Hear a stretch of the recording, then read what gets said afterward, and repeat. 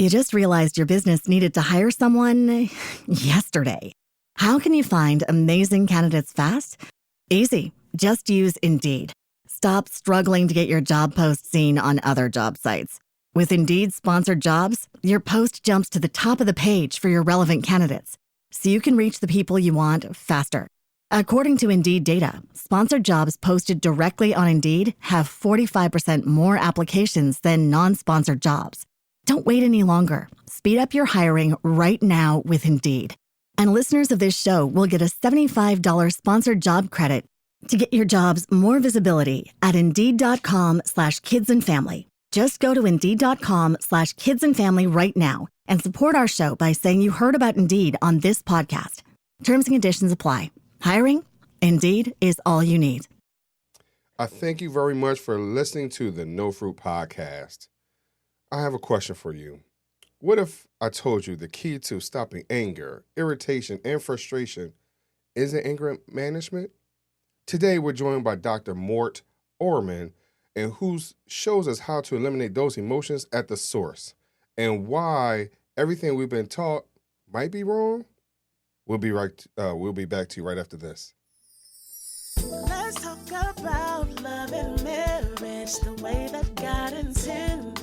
Life experience, here we share it. The No Fruit Podcast. Tune in from any platform. No Fruit Podcast. We'll help your spirit transform.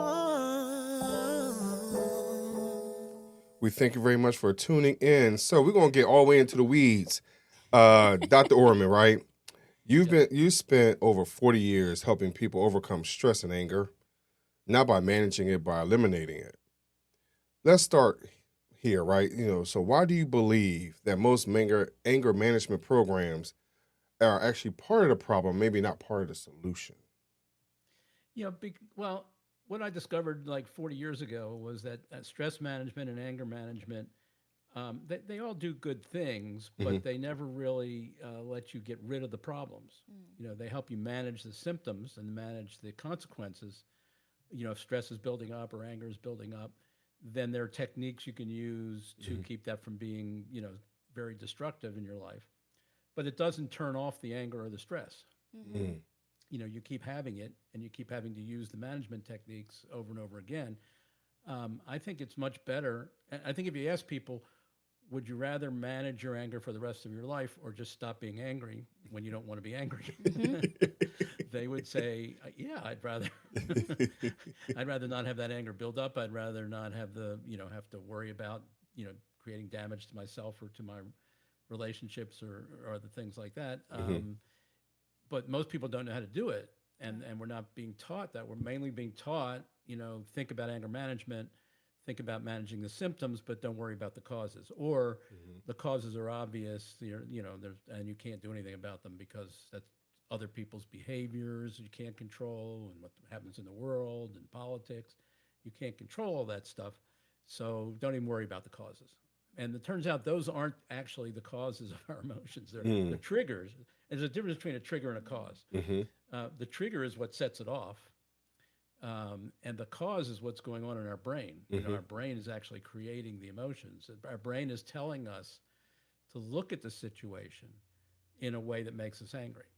And so the anger is actually being caused internally, and we think that it's being caused by what's happening externally, what we see and observe. We can't see what our brain's doing, so we don't notice it. All we see is somebody behaves badly or does something we don't like, or lies to us, or something, does something bad to us. We see that, Right. and everybody sees that. But we don't see what our brain's doing. How is our brain making us look at that? That makes us angry. And how come two people could look at that same exact event, and one will end up with the emotion of anger, and another one will be like, well, it's no big deal. There's nothing to be angry about. Right. It's because their brains are looking at it differently, or telling them to look at it differently. And that's something that I never was taught in all my education, all my college, and my 7 years of medical training as a doctor, and even dabbling in psychology after I, opened up my practice many years ago. I was never taught very much about emotions and where they actually come from and how you can best deal with them.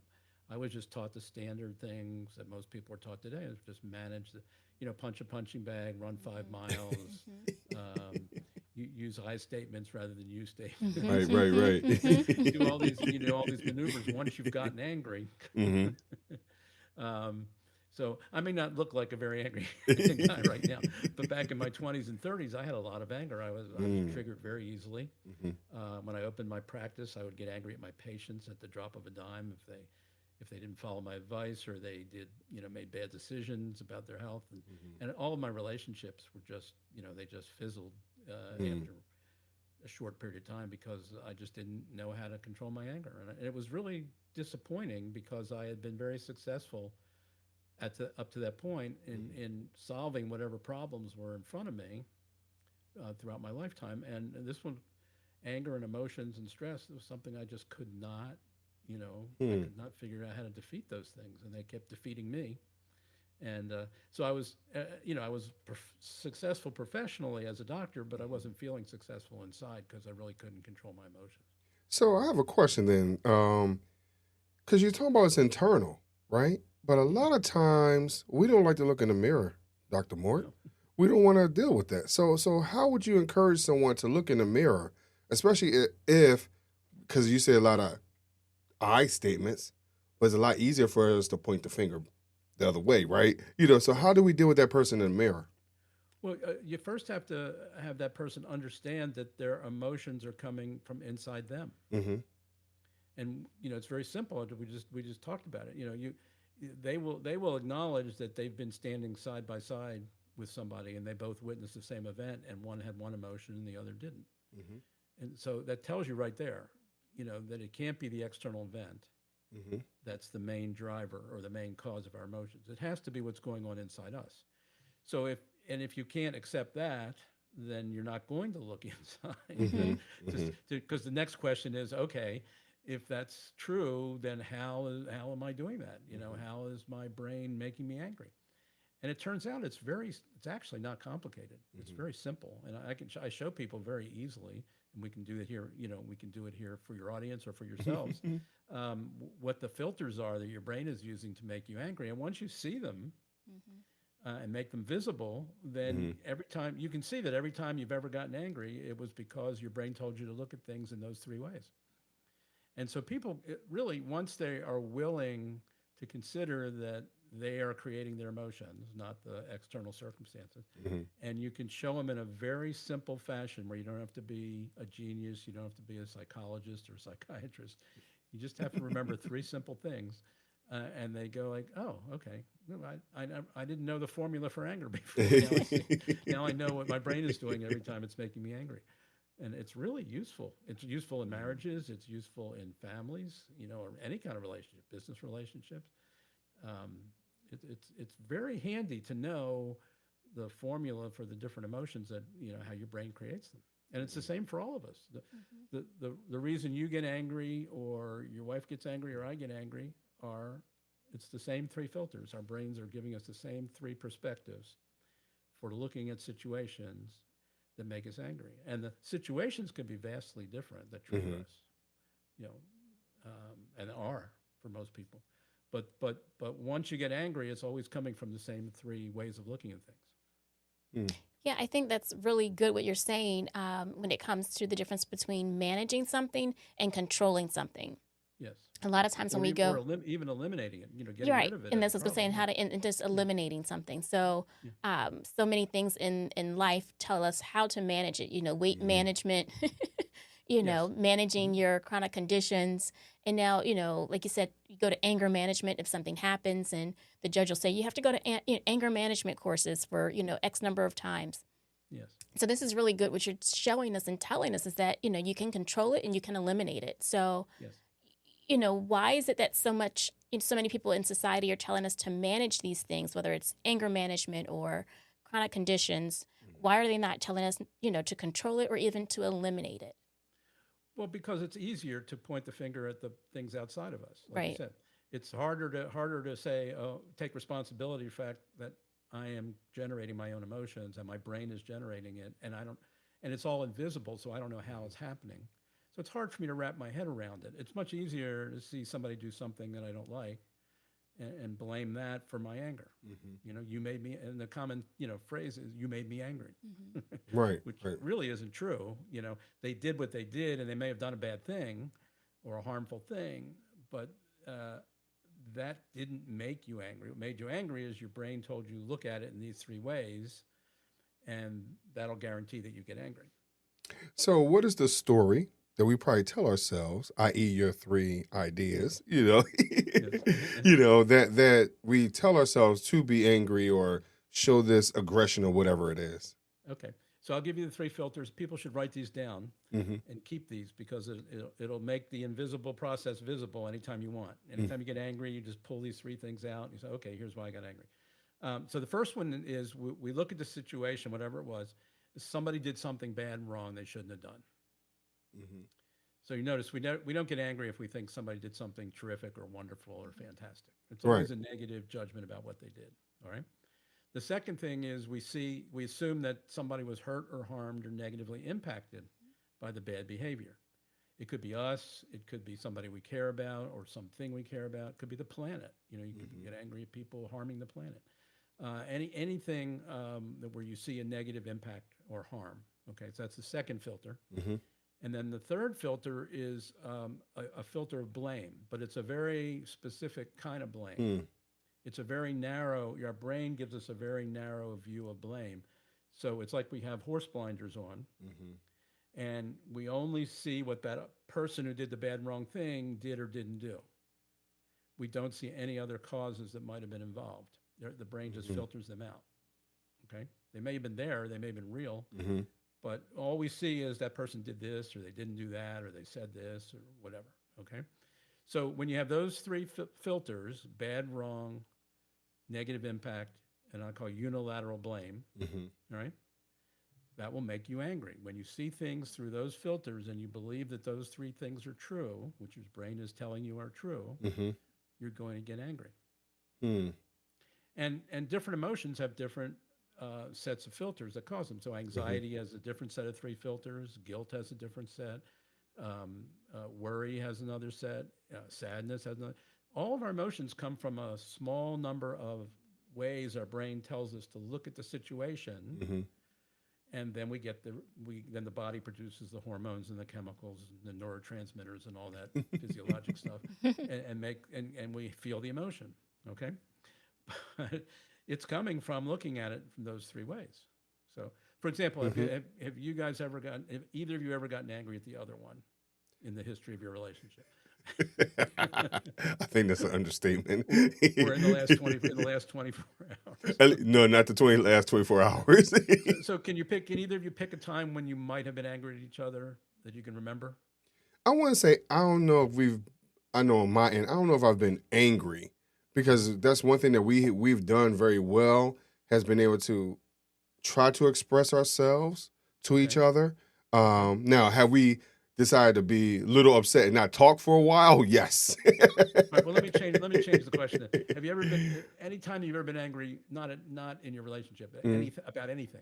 Yes. If you could just I just want one example of so I can show you how these three filters fit that. Well, I'm gonna use, because I listened to another show you were on, and I would say that the idea that I was right in that situation, and that person was 1,000% wrong, and so I decided to stand on the hill, right? But never really acknowledging that I played a part in that situation, that where I was not totally right, So I think those type of things, I was angry because I was proven wrong.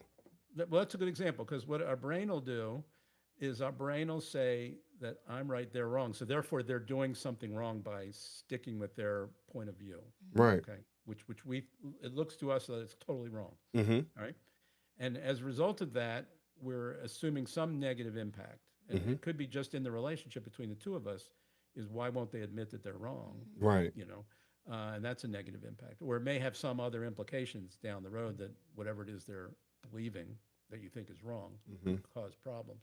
And then they're 100% responsible. They're 100% wrong, and you're 100% right.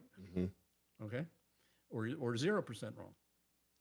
That's what your brain is telling you, Right. and that's why you have that emotion about in the interaction or when you're just talking with them or arguing with them. But then you said later on you discovered, oh, that those three filters are not as true as they first appeared, Right. or as my brain told me. Right. And you say, oh yeah, maybe I wasn't quite as, maybe I'm more right than they are, but maybe they have a point, and maybe I was wrong about this, or misidentified this or whatever. So you find out the truth is often different from what the filters our brain gives us and tells us is true. So, and I think some of that too is when we look at our educational perspective, because again, I'll go based off of something you had said in another show, where you were saying, hey, you was in school for 7 years and practicing and successful. So, sometimes our ego can get in the way because of our background, because we have these experiences, and we almost assume, right, that the other person may not be able to match us in that space. So we're willing to die on that hill. And a lot of times we don't give them enough credit for what they are capable of. So Right. again, our brain misleads us, gives us a view of who they are, what they're capable of, that determines how we are interacting with them or not interacting with them. And our view may be wrong. Right. We may have misjudged them or their capabilities or their abilities.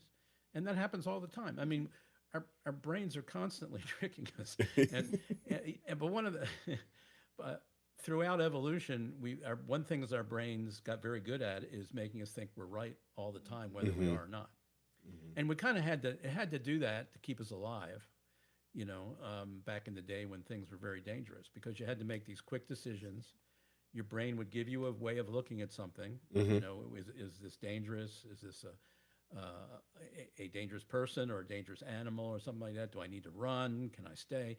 You had to make a quick decision. So your brain gave you a filter, and then it immediately told you, believe it true. Right. And then act on it. And that kept us alive as a species, so that we could reproduce and have more of us. And our brains are still doing that all the time now. And we all know that every day we see examples of when either we thought we were right, turned out to be wrong, or other people thought they were right, turned out to be wrong, or science thought you told us what was right, turns out to be wrong. It's just constant. Yeah. Our brains are good at tricking us and making us think that we know something when we may know aspects of it or parts of it, but we all be missing big chunks and big pieces of the truth. And I think it's hard now because in today's society, we're fed so much information constantly. Yes. From whether we're having a conversation like we are now, or we're looking at something on our phones, on television, wherever it is, or just at the market and hearing other people's conversations. Like, we're constantly hearing information and being fed information. And it makes it tough to make those decisions, and our brains don't really know how to decipher some of that information out and from what's true and what's not true. And Maurice always has a great thing. We have my opinion and my thought. He has his opinion and his thought, and then we have the truth. So somewhere in there, we have to kind of figure out what really.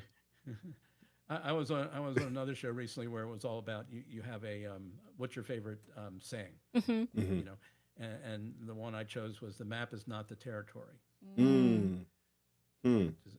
Which kind of goes to how our brains function. Is they give us these maps, and they tell us what the truth is, but the truth is often very different from the map of the truth, or the representation that our brain gives us. And some people who are military leaders, combat leaders, they know very well that just because they have a map of a battlefield and they have a knowledge of where the enemy is, when they go into battle, it's very different. You have to throw the map away and deal with what the reality is. And it's true in life in general. You make a plan, you think how it's going to work, or you open a business, you think how it's going to, and you got to constantly adjust and realize that your thoughts may be not consistent with what's happening in reality. So it's the same in relationship. Right. We're constantly judging the other, our partner, or having thoughts about our partner, or having perceptions about our partner, or assumptions about our partner. A lot of them aren't true, but they lead to emotions and arguments and bad feelings when they're not really necessary, but they happen all the time. You just have to be more aware of how your brain tricks you so that you can navigate those things and keep it from causing, real damage that sometimes is hard to overcome. Yeah. So one last question, because I'm listening to you and you're talking about information that Kafi brought up information that's coming in, and you're talking about relationships. You mentioned relationships, and a lot of times we utilize that information that's coming in to give us a picture of where we think our relationship, i.e., our marriage, should be. So, for an example, all of us grew up on some type of TV show that showed us what marriage and family should look like and be like and feel like, right? Yep. Happy-go-lucky, we're going to run off and be happily ever after mindset. But unfortunately, the man is in control of the relationship. So how That's do what we were told? So how do we manage that then? Because that contributes to our anger and frustration as well. Well, that happened to me. Okay. That was part of the reason. Anger wasn't the only reason all my relationships failed. Another part of the reason was I got these maps from TV shows and other things, back in my youth, that kind of gave me an idea of, okay, here's how relationships work. Here's how a man functions. Here's how the woman functions. And I kept having one failure after another. Okay. And each time there was a failure, I would try to diagnose what went wrong, and I would find what was wrong about the person that I got in a relationship with and make sure I would not pick somebody that had those characteristics the next time. And I'd be very careful to pick somebody different, and it would fail the next time. After it happened about 6 or 8 times, it finally dawned on me, maybe it's my maps relationship that's the problem. And so I started investigating, what do I believe about relationships? And I started actually looking inside, as you said, and doing an inventory, and then going like, wait a second, those are crazy ideas. That's not a success formula. That's a failure formula, And I said, whoa, I've got to get rid of these maps, and I got to find out what works in relationships. Right. And so I did some training. I studied with some relationship experts and read some books and tried to figure out what are the real principles that work in relationships, and then try to build them into my behaviors. Okay. So that when I got in my next relationship, I didn't repeat the old mistakes, and I created some new values, some new principles, some new strategies that were more, tested and proven, and they worked. And my wife and I are about to celebrate our 41st wedding. Nice. Wedding anniversary, which I guarantee would not have happened had I not figured out these crazy ideas about relationships that somebody gave me, and also learned how to, really handle my anger and other emotions when they come up in the relationship. It's really an amazing power. It's like a superpower to have the insight into how your brain is creating this stuff and tricking you. And it's not being taught widely, it's not, people aren't having these kinds of conversations widely, and we should be. Right. This should be kids in middle school should be watching this kind of a show. Right. Certainly, you shouldn't graduate high school without having been exposed to this kind of information and these kind of insights, and how you constantly need to be checking your own brain as to what it's telling you and whether it's true or not. Right. So, you've given a lot for us to chew on, to think about, write down, So for those of us that are struggling with our GPS, right, and trying to find the right, also misleads us from time to time. I know, right? So, but where can they find you and get your information and all that type of stuff? They can find me on my website, which is very simple, docorman.com, docorman.com. And I also have a free handout, a PDF handout called The Best Anger Elimination Method You Can Find, which talks about my programs for how I help people deal with anger and the 3 filters and what we've talked about here. And they can get that by going to theangersolution.org. Okay. Theangersolution.org. Those are the 2 best ways to get in touch with me. And if you get the handout, it gets you on my email list, and I send out emails every Monday, Wednesday, and Friday each week. I pick a topic and break it into 3 parts. And some of those are relationship topics. Some of them are stress topics. Some of them are topics around emotions. Those are the 3 big things I tend to focus on. Okay. All right, cool.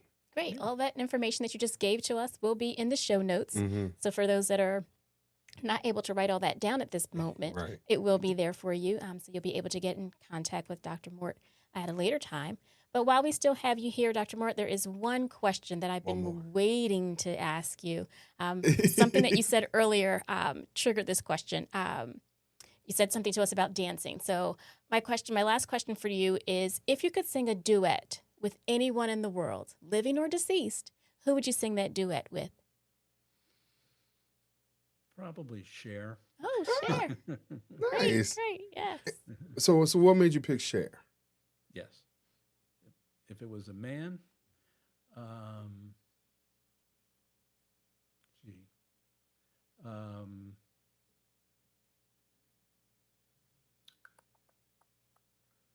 it's hard to say. I don't really. Oh, Cher is good. So what made you pick Cher though?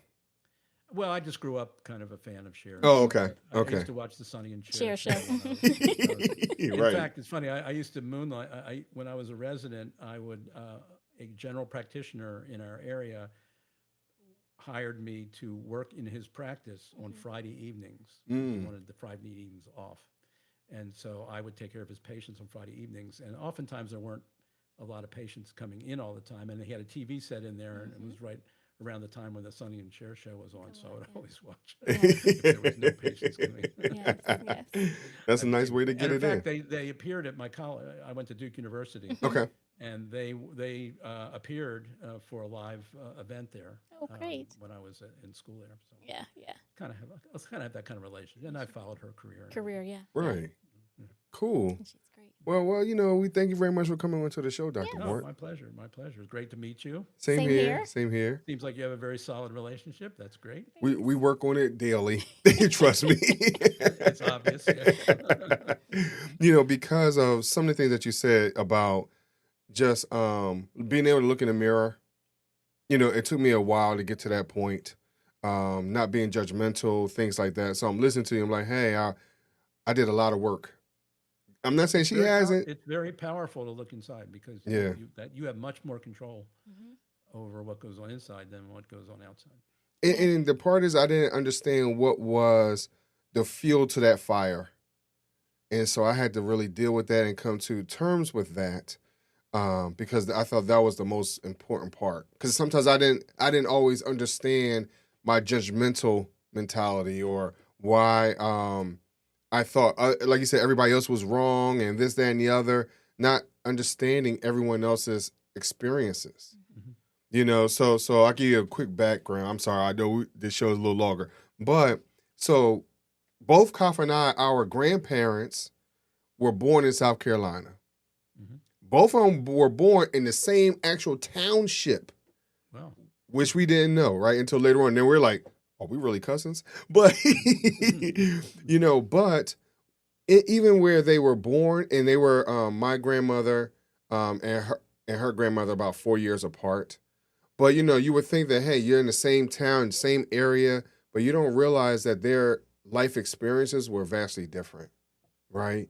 You would think that, hey, everybody's in South Carolina. It's the same environment, but it wasn't, and so that helped to transition everybody moving up. My grandmother lost her parents in 1944 to a tornado, tear up the house and everything, right? So unfortunately, that transitioned my grandmother's mentality and how she maneuvered through life.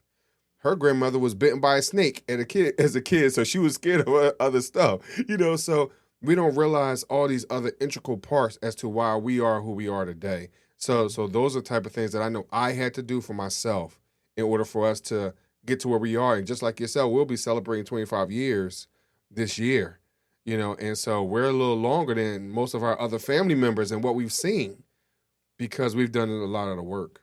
Yeah. It's important because we just get conditioned by our life experiences and by all the information that's coming in the media and all that. Our brains just get conditioned. And a lot of times it's not good conditioning for what we want to accomplish or what the successes we want to have in life. So you got to you got to figure out how to deal with that and how to keep that from causing damage in your life or in your relationship. It can damage your health. It can damage your career. It can damage your relationship. If you have kids, it can damage kids. So you gotta deal with that, and we all do. I mean, it's a challenge every single one of us as human beings face, and some of us don't want to look at it, don't want to do it, and the ones that do, though, like we discover that it's incredibly valuable, and it pays off, pays rich dividends in all areas of our life. The more we look at how our brain is conditioned and what's the good things and what are the bad things, compensate for the bad things as best we can. Right. And it does require kind of constant vigilance and constant work. Most definitely. So kudos to both of you. Thank you very much. But we also learn from you, listen to you as well. So we thank you very much for coming on the show and sharing. My pleasure. That's why I do these things. I'm trying to change the world in the little ways that I can, and educate people about their emotions better and have them see that they have to understand they have more control over their emotions than the world is telling them they have. Right. If they just understand some things like this and get their hands on the controls, it can make a huge difference in their ability to control their emotions and avoid all the complications of not being good at controlling your emotions. Right. Wow. Well, thank you very much. Yeah. And thank you, everyone, for listening to the No Fruit Podcast. And, of course, all of Dr. Mort's information will be in the show notes. And we'll talk to you just a little bit later. Thanks for tuning in to another episode of the No Fruit Podcast, where we bring you fruitful conversations, ripened wisdom, and love that's deeply rooted. We hope today's discussion left you feeling uplifted, encouraged, and ready to take on life's journey with purpose. If you enjoyed this episode, don't forget to subscribe, leave us a review, and share it with someone who could use a little inspiration in their day. You can catch up on past episodes, send us your thoughts, or learn more about us on social media.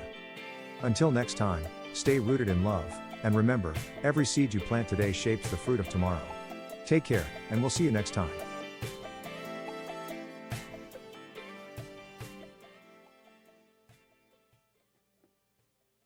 You just realized your business needed to hire someone yesterday.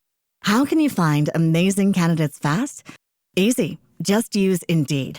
Stop struggling to get your job post seen on other job sites.